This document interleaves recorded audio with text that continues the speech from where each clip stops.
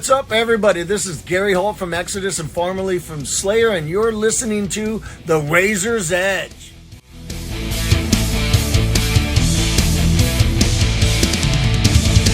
Welcome back to The Razor's Edge, where today we have Blöthar from GWAR with us.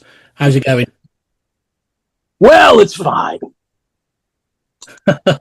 And before we talk about GWAR, I wanted to jump back in time. What first drew you to heavy music? Oh, well, that sounds like an answer for my a question for my human thrall. Yeah. I mean, when I was a young person, smoking weed and lighting candles and running around doing things that I shouldn't do, heavy metal was, at first I didn't like it because I was a punk rocker. Yeah. But over time, so many of my friends were into metal, and I think as a musician, I wound up working with, because you're not going to find punk rockers everywhere in a small town in Virginia.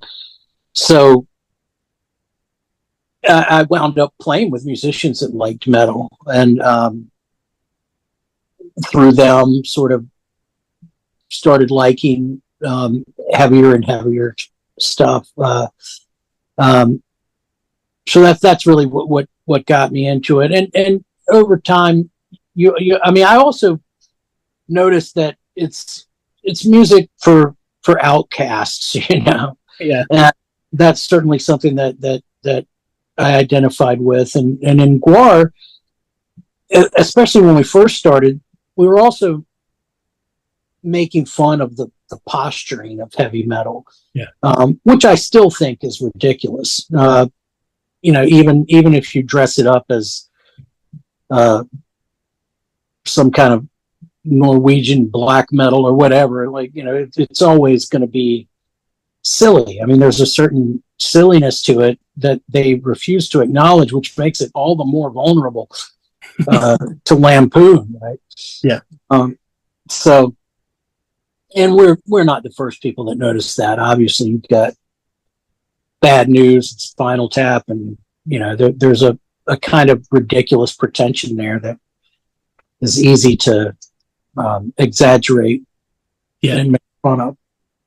And it's interesting you mentioned Bad News, because obviously I'd assume Spinal Tap has sunk into the American consciousness, but Bad News is a very British comedy, and I'm surprised anyone outside the UK can reference Bad News, to be fair. No, I love it. I love Bad News.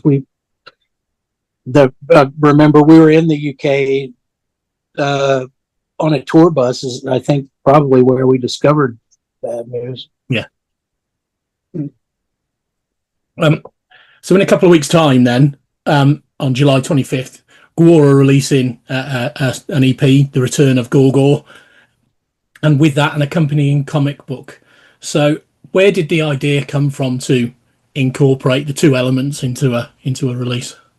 Well, GWAR has always had comic art from the very beginning. I mean, the entire band is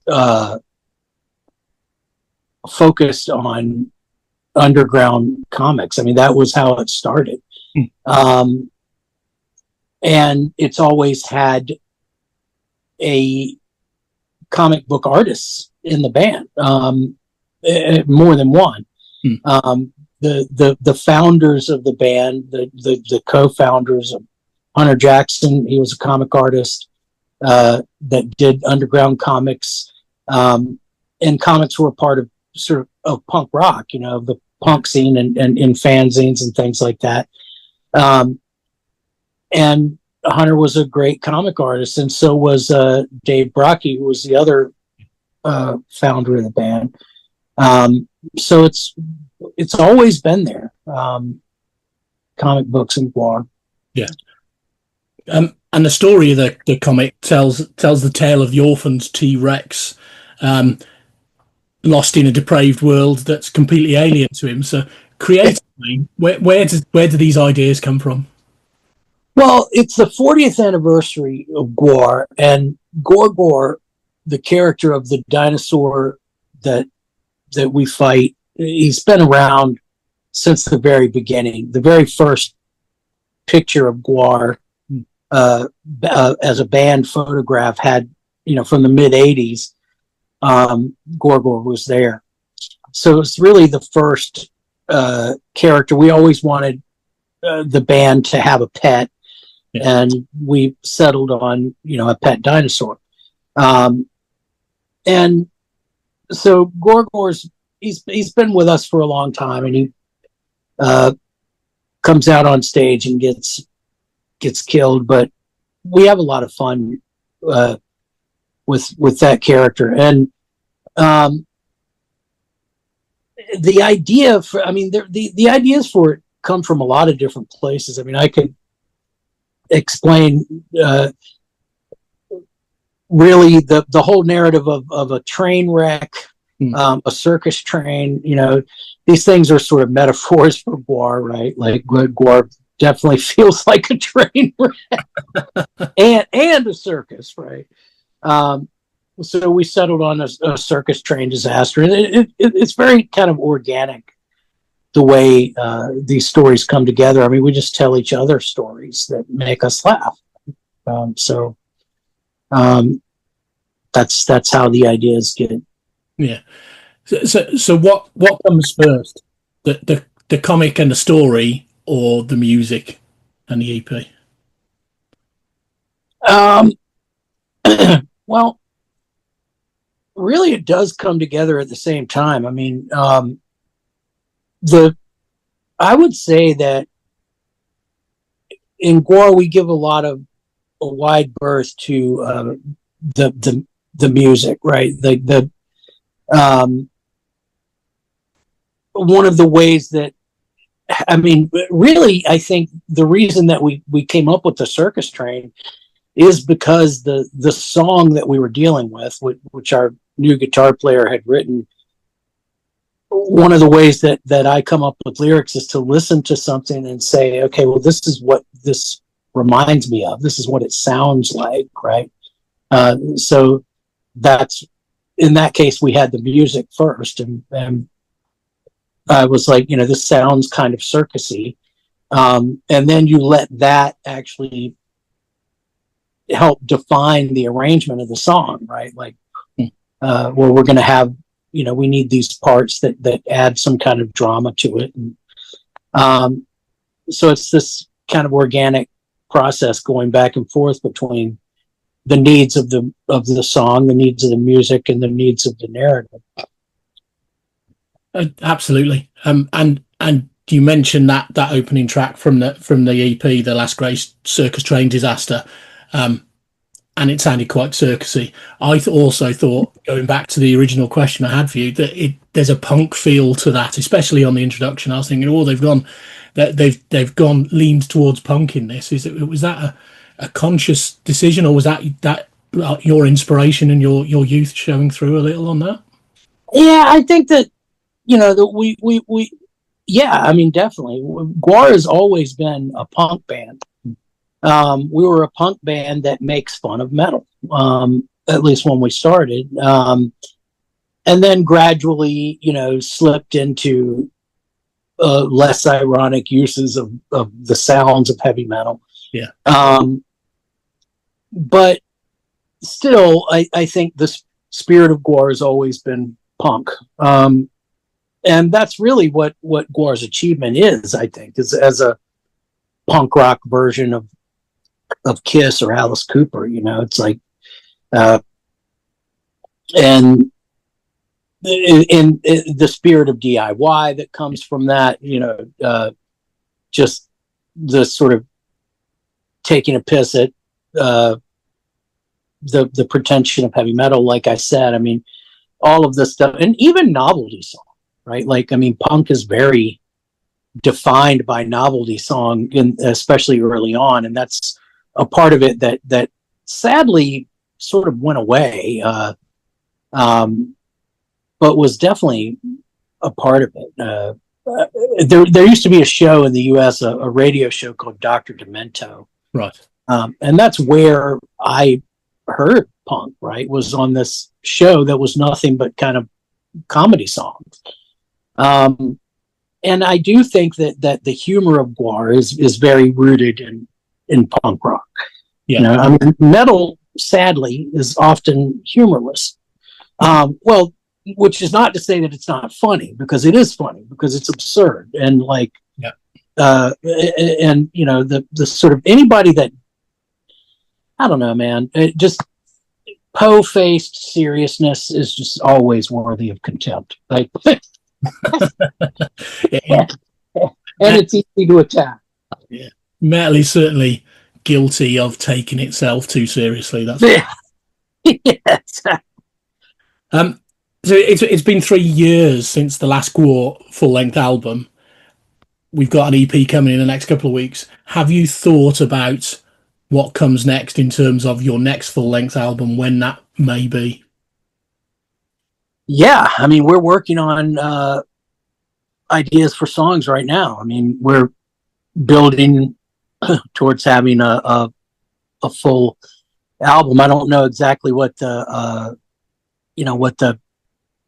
themes of it will be yet, but we're getting the riffs together, getting the music together, and it's going really well. You know, we Tommy Meehan, who is our guitar player, Grodius Maximus. He's got a lot of drive and a lot of, I think, you know, he has an interest in sort of like the modern expressions of punk too, that are really different and exciting. Absolutely. I'm looking forward to what you do next, because the last few albums, I think you've gone from strength to strength, and this EP is great, and I can't wait for the next full album. Cool. Yeah, me either. So there's always been a political commentary and the elements to GWAR's music and the stage show, obviously. The world is currently fucked. So what are the Scumdogs' view on how humanity is currently behaving? Humans just don't get enough abuse, clearly. I mean, their desire for destruction and for it's out of control. And certainly the world is getting more absurd, and the balances of power, things that we've been used to for decades, all of that is changing. And I am glad that America is finally sort of, I don't know, it's almost like now this country is behaving as it, how do I say this? Like, the sort of bad behavior of this country that was underneath the guise of like bringing liberty to the world. Like, now I think a little bit of that sheen of America as some kind of white knight that, like, we can't even tell that lie to ourselves anymore, right? Like, yeah. And so that's, I don't know. I'm almost tempted to say that's a good thing, you know, because at least it's more honest. But you know, like, rather than gussing up your crimes as some kind of movement towards freedom or something like that. But anyway, I mean, yeah, humanity is just fucked, and it's easier and easier to tell stories about it, but it's harder and harder to shock people. I mean, this is a world where you can watch executions on your computer or on television, really, so GWAR reflects that, and if anything, like we've struggled to keep up with the inhumanity of man. But there's no shortage of stories to tell, right? There's always going to be horrible shit that's happening in the world. So I don't know. I mean, I think there is a place for GWAR even more so now than when we started, because I do think that the parody has gained. It's a little more important now, right? Like there's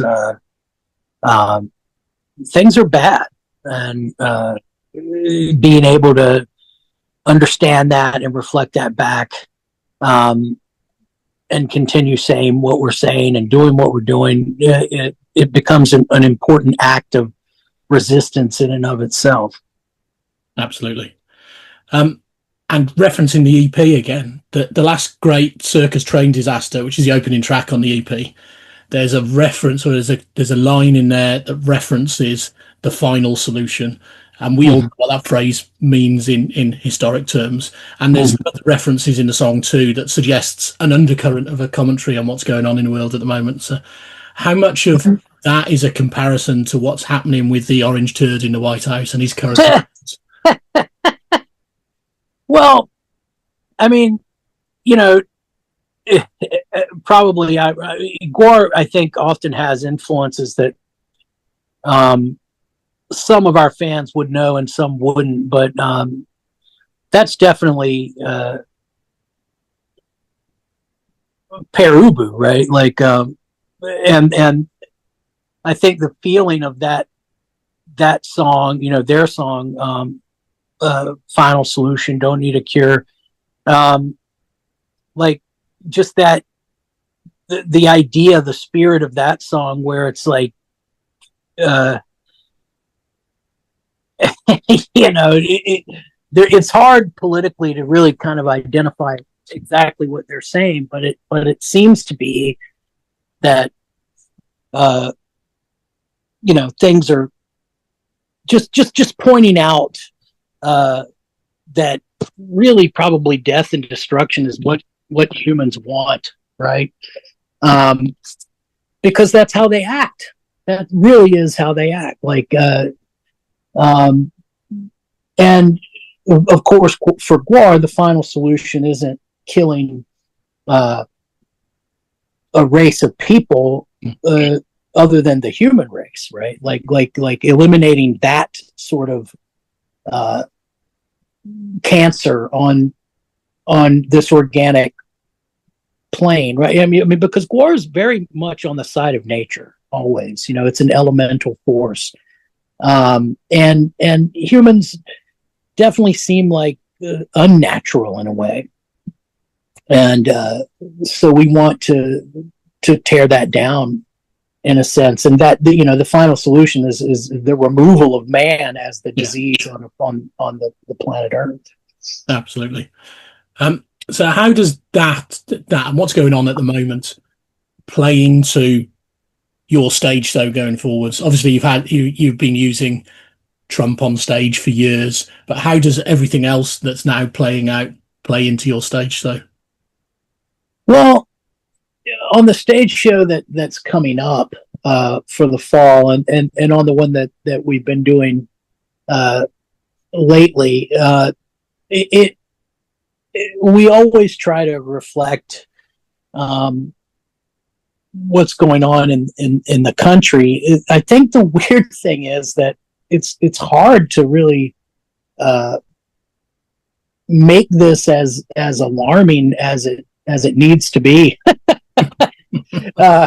You know, like, and I do think the world has changed around GWAR to the point that, you know, people view it as in more political terms. People view everything in more political terms now. Yeah. Which is interesting. But yeah, I mean, in the show that we're doing now, you know, GWAR was always,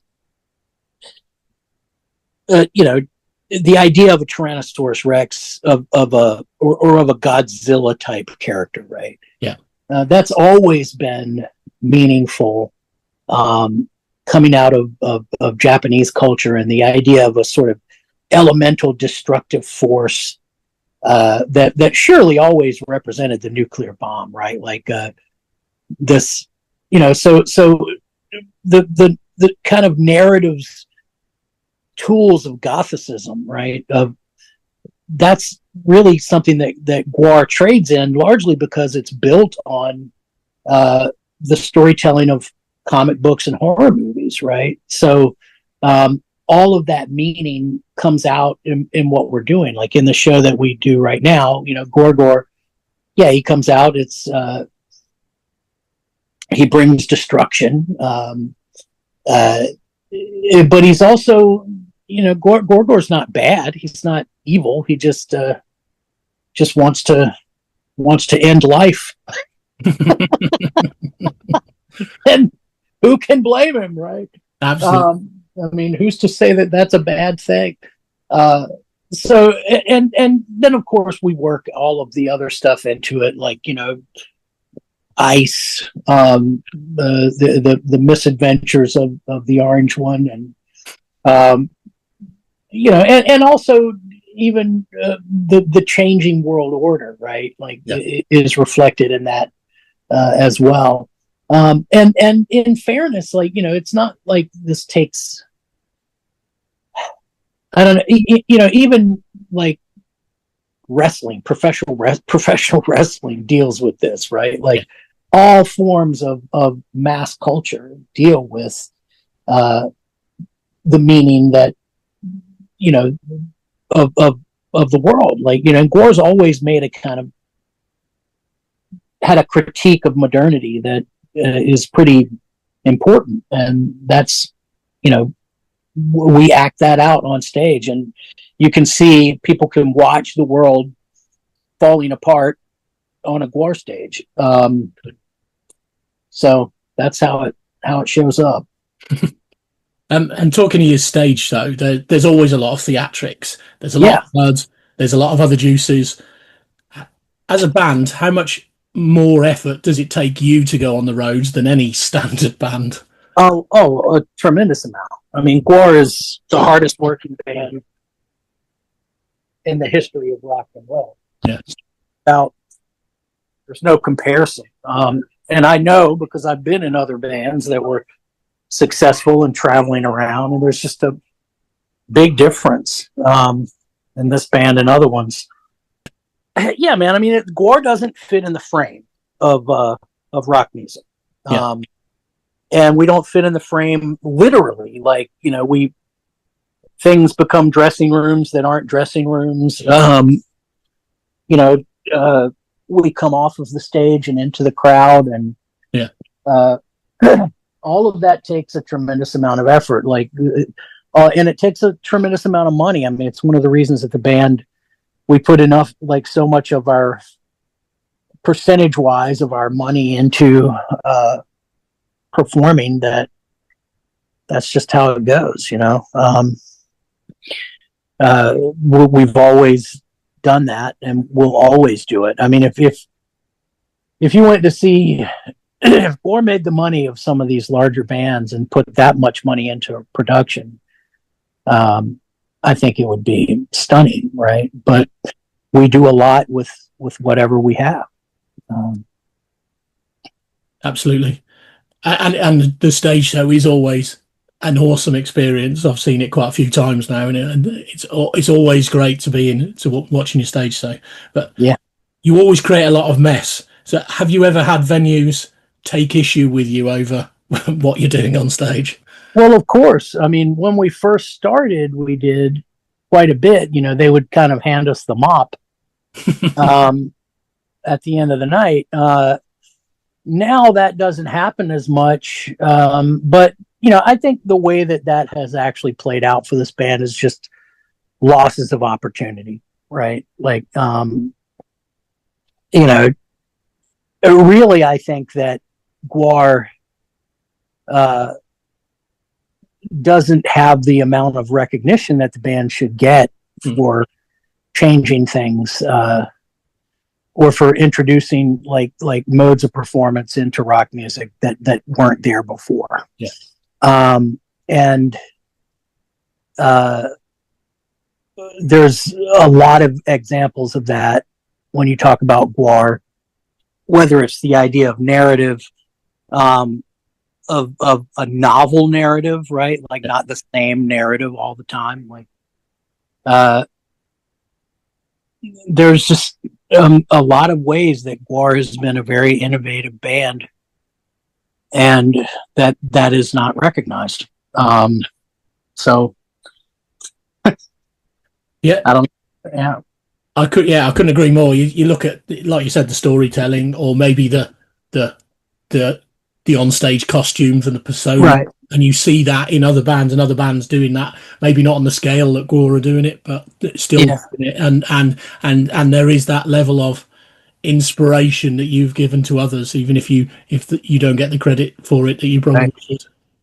Yeah, it sucks. I mean, and it is loss of opportunity. Like, you're asking about, like, the original question was like how that has played out and whether or not it's been trouble for us, and the answer is most definitely yes, right? Like, but it's not. It's kind of invisible, because the consequences have been, like I said, just loss of opportunity, and people not, Iron Maiden doesn't want their entire crowd up front sprayed with blood, and they don't want to deal with it.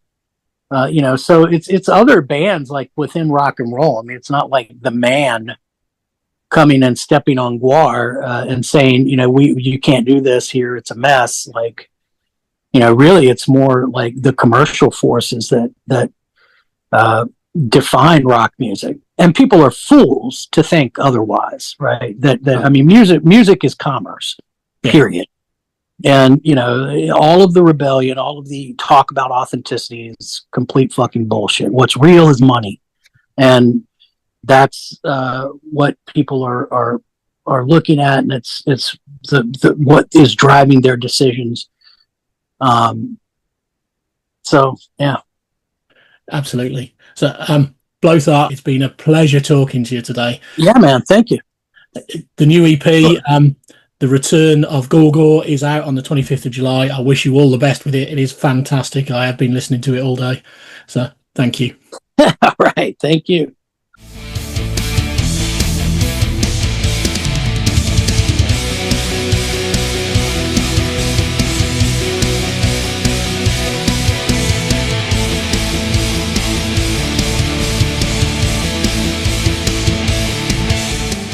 Thanks for listening. Make sure you keep up to date with all of our interviews by subscribing to our channel. For all the latest news, reviews, interviews, and more, head over to our website, www.therazorsedge.rocks.